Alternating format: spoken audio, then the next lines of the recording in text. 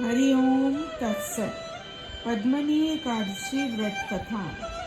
अधिक मास में अनेक पुण्य फलों को प्रदान करने वाली एकादशी तिथि का नाम पद्मनी एकादशी है। इस व्रत का अनुष्ठान करने वाला मनुष्य अपने जीवन काल में कीर्ति प्राप्त करते हुए वैकुंठ धाम को जाता है, जो किसी भी मनुष्य के लिए एक दुर्लभ योग है।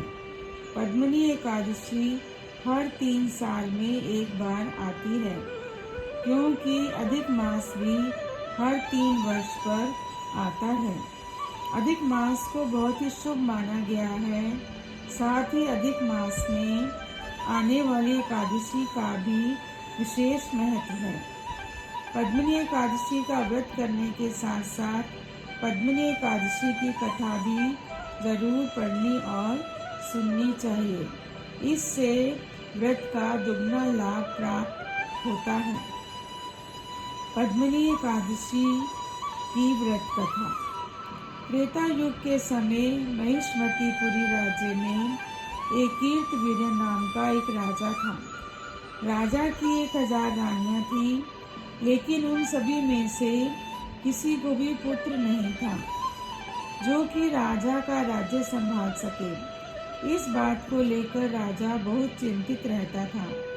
राजा ने देवता, पितृ, सिद्ध और अनेक चिकित्सकों आदि से राजा ने पुत्र प्राप्ति के लिए काफी प्रयत्न किए थे, लेकिन राजा की सभी कोशिश असफल रही। इसके बाद राजा ने निर्णय किया कि वह तपस्या करेगा।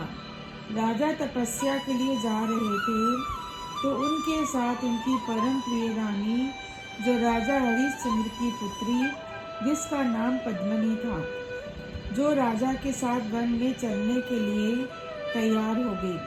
दोनों गंधमादन पर्वत पर तपस्या के लिए चले गए। राजा ने उस पर्वत पर 10,000 साल तक तप किया, फिर भी उन्हें पुत्र की प्राप्ति नहीं हुई।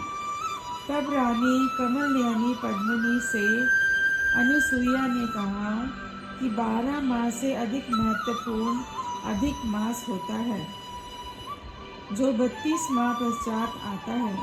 उसमें द्वादशी युक्त पद्मनी शुक्ल की एकादशी का जागरण समेत व्रत करने से तुम्हारी सारी मनोकामना पूर्ण होगी। इस व्रत के करने से भगवान उन पर प्रसन्न होकर उन्हें पुत्र की प्राप्ति होगी। इसके बाद रानी पद्मनी ने पुत्र की कामना करके पद्मनी एकादशी का व्रत किया।